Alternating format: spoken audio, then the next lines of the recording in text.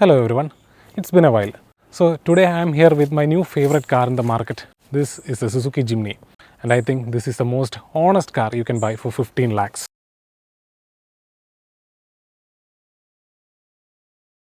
നമ്മുടെ മാർക്കറ്റിൽ ഒരുപാട് കൺഫ്യൂസിംഗ് ആയിട്ടുള്ള വണ്ടികളുണ്ട്. Compact S U V, urban S U V, ഇന്ത്യക്ക് എസ് യു വി എന്ന് പറയുന്ന കുറേ കൺഫ്യൂസിംഗ് എന്ന് പറയാൻ കാരണം they all try to be something else that they are not.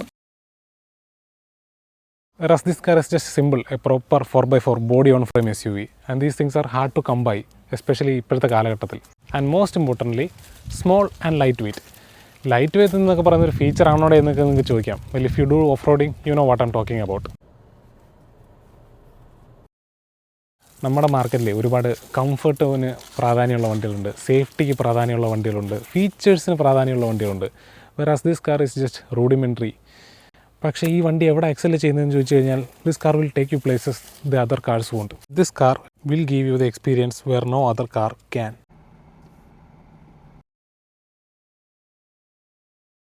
ഈ വണ്ടിക്ക് ഒരു സെൻസ് ഓഫ് കുട്ടിത്വം ഉണ്ട്. അതായത് നമ്മൾ ചെറുപ്പത്തിലൊക്കെ കരുതിയിട്ടില്ലേ നമ്മുടെ സൈസ് ഉണ്ടായാലും ഒരു വണ്ടി ഉണ്ടായിരുന്നെങ്കിൽ, വെൽ ദിസ് ഈസ് ഇറ്റ്.